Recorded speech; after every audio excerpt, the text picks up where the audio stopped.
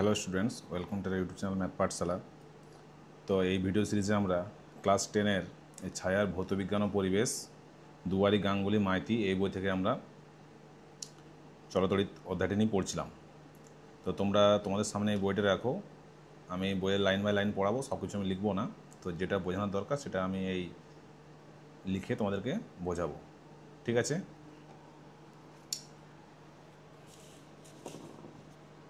এটা হচ্ছে lecture 3 চলতড়িৎ, page number তোমরা 62 খুলবে। টপিক হচ্ছে আজকে আমাদের 6.1.3 ইএমএফ এবং ইএমএফের উৎস হিসেবে তড়িৎ কোষ, ঠিক আছে? এটা হচ্ছে আমাদের আজকে পড়তে হবে। পেজ নাম্বার 62 দেখো, বলা হয়েছে যে তড়িৎ কোষ হলো এমন একটি ব্যবস্থা যেখানে কোনো যন্ত্রের সাহায্য ছাড়া অন্য কোনো শক্তিকে তড়িৎ শক্তিতে রূপান্তরিত করা যায়। এটা তোমরা হাইলাইট করো, এটা পরীক্ষায় কোশ্চেন পড়ে। যেমন সরল ভোল্টীয় কোষ, লেকল্যান্ডস কোষ ইত্যাদি। কোনো পরিবাহীর মধ্যে দিয়ে আধানের প্রবাহ বজায় রাখার জন্য পরিবাহীটিতে দুই প্রান্তের মধ্যে বিভব প্রভেদ বজায় রাখা প্রয়োজন।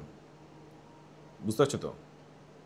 মানে যদি ধরো এটা হচ্ছে তোর পরিবাহী, এটা হচ্ছে এ পয়েন্ট, এটা হচ্ছে বি পয়েন্ট। পরিবাহী মানে তারের ধরো এখানে ধরো আছে 0 ভোল্ট, এখানে ধরো আছে 100 ভোল্ট। তাহলে এই যে ভোল্টেজের যে পার্থক্য আছে, বিভব পার্থক্য আছে, তখন এই তড়িৎ প্রবাহিত হবে। এবারে দেখো, তড়িৎ কোষ থেকে প্রাপ্ত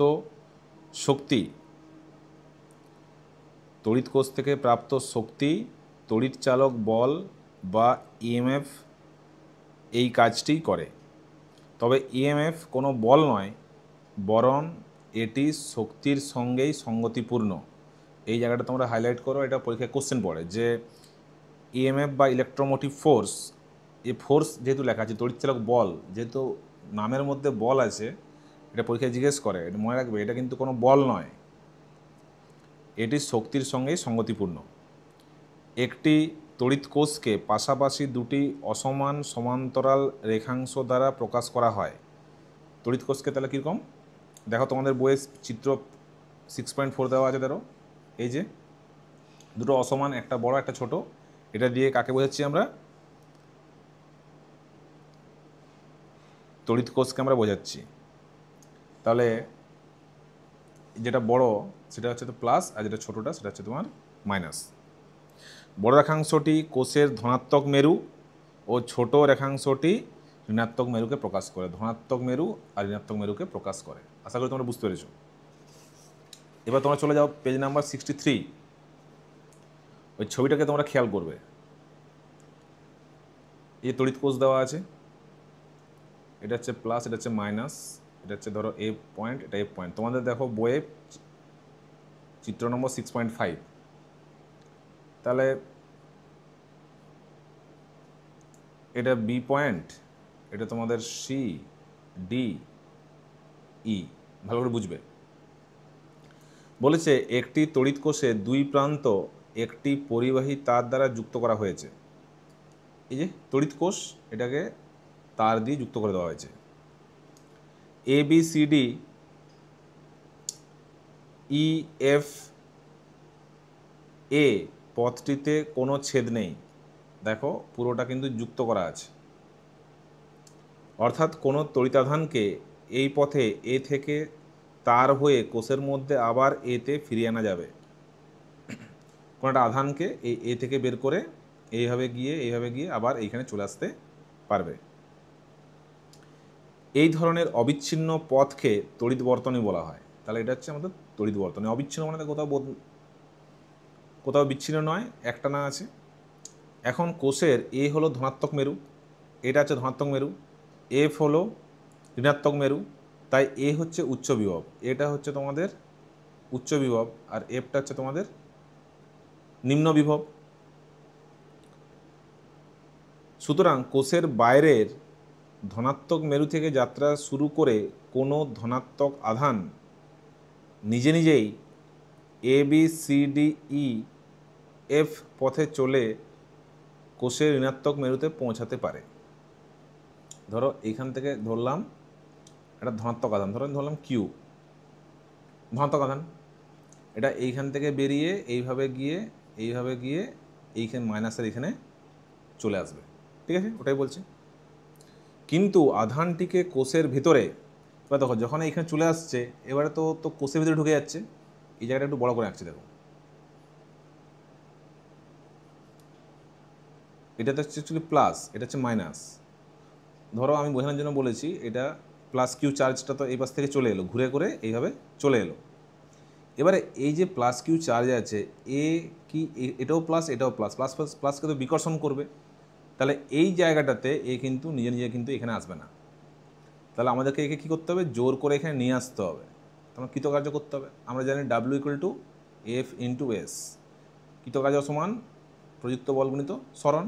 তাহলে এইখান থেকে এতটা সরবে, সরণ ঘটবে, আর ওকে প্রযুক্ত বল প্রয়োগ করতে হবে, কারণ এই প্লাসকে তো বিকর্ষণ করবে, ও ওইদিকে ঠেলে দেবে, কিন্তু আমরা ওকে এই পাশে নিয়ে আসবো। তা কী হবে, কৃতকার্য হবে। এই কাজটা কে করবে, এটা হচ্ছে এই যে ব্যাটারির মধ্যে যে রিয়াকশানটা হচ্ছে, যে বিক্রিয়াটা ঘটছে, ওখানে যে বলটা তৈরি হচ্ছে, সেই বলের জন্যই ওটা অটোমেটিক এটা এদিকে আসছে, ঠিক আছে। ওই যে বলেছে কিন্তু আধানটিকে কোষের ভেতরে, মানে এই জায়গাটার কথা বলছি, ঋণাত্মক মেরু থেকে ধনাত্মক মেরুতে নিয়ে যেতে হলে কিছু কার্য করতে হবে। এইখান থেকে এইখানে আসতে গেলে কিছু পরিমাণ তাকে কার্য বা ডাব্লু করতে হবে। তড়িৎ কোষের ভেতরে তাড়িতিক শক্তি ছাড়া অন্য কোনো শক্তির সাহায্যেই এই কার্য হয়ে থাকে। তাহলে এই কার্যটা তড়িৎ শক্তি বাদ দিয়ে অন্য কোনো শক্তির সাহায্যেই এই কার্য হয়ে থাকে। ওই শক্তিটা কে দিচ্ছে, ওই যে ব্যাটারির মধ্যে যে অ্যাসিড আছে, রিয়াকশান হচ্ছে, ওইখান থেকে শক্তিটা তৈরি হচ্ছে। কোষের ভেতরে এর ঋণাত্মক মেরু থেকে ধনাত্মক মেরুতে একক ধনাত্মক আধান স্থানান্তরিত করতে যে পরিমাণ কার্য করতে হচ্ছে, মানে এই ঋণাত্মক থেকে ধনাত্মকে, মানে ঋণাত্মক মেরু থেকে ধনাত্মক মেরুতে, ঋণাত্মক মেরু থেকে ধনাত্মক মেরুতে একক আধান স্থানান্তরিত করতে যে পরিমাণে কার্য করতে হচ্ছে, তাই হলো কোষটির তড়িৎচালক বল বা ইলেকট্রোমোটিক ফোর্স, বা যেটাকে আমরা বলছি ইএমএফ। বোঝা গেল? এই যে সার্কিটে এই প্লাস কিউ আধানটা এইভাবে ঘুরে গিয়ে যে এখানে চলে এসেছিলো, আর এইখান থেকে এইখানে কিন্তু ওকে আনার জন্য কার্য করতে হবে, কারণ এটাও প্লাস আর এটাও প্লাস এটাও প্লাস, এই তো একে বিকর্ষণ করে ঠেলে দেবে ওইদিকে, কিন্তু ওকে আমাদেরকে সার্কিটটা কমপ্লিট করতে হলে ওকে এখানে নিয়ে আসতে হবে। তাহলে এখানে নিয়ে আসতে গেলে কী করতে হবে, আমাদেরকে বল প্রয়োগ করতে হবে, আর স্মরণ ঘটছে, তাহলে বল গণিত স্মরণ করলে কি কৃতকার্য, এই কৃতকার্যটাকে আমরা কী বলছি, ইলেকট্রোমোটিক ফোর্স বা তড়িৎচালক বল। এবার এসআই এককে তোমরা হাইলাইট করবে, এসআইতে ইএমএফের একক হচ্ছে ভোল্ট, এসআইতে একক হচ্ছে ভোল্ট, এটা ইম্পর্ট্যান্ট। এবার দেখো, অর্থাৎ কোনো তড়িৎ কোষের ইএমএফ 1 ভোল্ট বলতে বোঝায় 1 কুলম্ব ধনাত্মক আধানকে তড়িৎ কোষের ভেতরে ঋণাত্মক মেরু থেকে ধনাত্মক মেরুতে নিয়ে যেতে 1 জুল কার্য সম্পাদন করতে হয়। আমরা শিখেছি আগে ক্লাসে ভি সমান ডাব্লু বাই কিউ, তাহলে এটা হচ্ছে 1 ভোল্ট, 1 ভোল্ট, এটা হচ্ছে 1 জুল, এটা হচ্ছে তোমার 1 কুলম্ব। ওটাই তো বললাম, এই যে 1 কুলম্ব ধনাত্মক আধানকে তড়িৎ কোষের ভেতরে ঋণাত্মক মেরু থেকে ধনাত্মক মেরুতে নিয়ে যেতে 1 জুল কার্য সম্পাদন করতে হলে তাকে আমরা বলবো 1 ভোল্ট, এটা হচ্ছে তোমার অ্যাকচুয়ালি ইএমএফ। হয়ে গেল? তাহলে আমরা যেটা শিখলাম, এ ধরো এটা হচ্ছে আমাদের সেল, এটা তো তোমরা সবাই দেখেছো, এটা হচ্ছে সেল। এই সেলের দেখো, এটা হচ্ছে প্লাস না পজিটিভ দিক, এটা হচ্ছে আমাদের নেগেটিভ দিক। মানে বলতে চাইছি এই যে এই দিকটা হচ্ছে তোমাদের এই যে মাইনাস নেগেটিভ দিক, আর এই যে এটা যেটা প্লাস হচ্ছে এটা হচ্ছে এই দিকটা। অ্যাকচুয়ালি আমরা যেটা পড়ছি যে ইএমএফ বা তড়িৎচালক বল, এটা হচ্ছে অ্যাকচুয়ালি বিভব পার্থক্য। বিভব পার্থক্য মানে এই যে ধরো সেলটা আছে, এটা যদি আমি আঁকি, তাহলে এই যে প্লাস, এটা হচ্ছে প্লাস দিক, এটা হচ্ছে তোমার মাইনাস দিক। তাহলে ধরো এই ঘড়িটা এই ব্যাটারিটা কোনো ঘড়ির মধ্যে লাগানো নেই, মানে দোকান থেকে কিনে নিয়ে এসেছি, তাহলে এটা তো মুক্ত অবস্থায় আছে।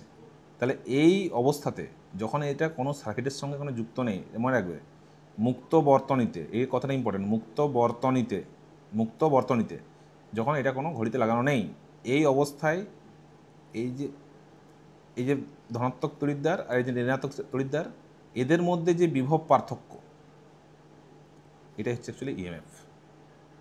বোঝা যাচ্ছে? তাহলে এই ক্ষেত্রে এই যে ধনাত্মক তড়িৎদ্বার আর এই যে ঋণাত্মক তড়িৎদ্বার, এদের মধ্যে যে বিভব পার্থক্য, যখন এটা সার্কিটে ঢোকানো নেই, এমনি খোলা অবস্থায় আছে, মানে এরকম বাইরে আছে, তখন এদের দুজনের মধ্যে যে বিভব পার্থক্য, সেটাকে আমরা বলবো তড়িৎচালক বল। আশা করি তোমরা বুঝতে পেরেছো।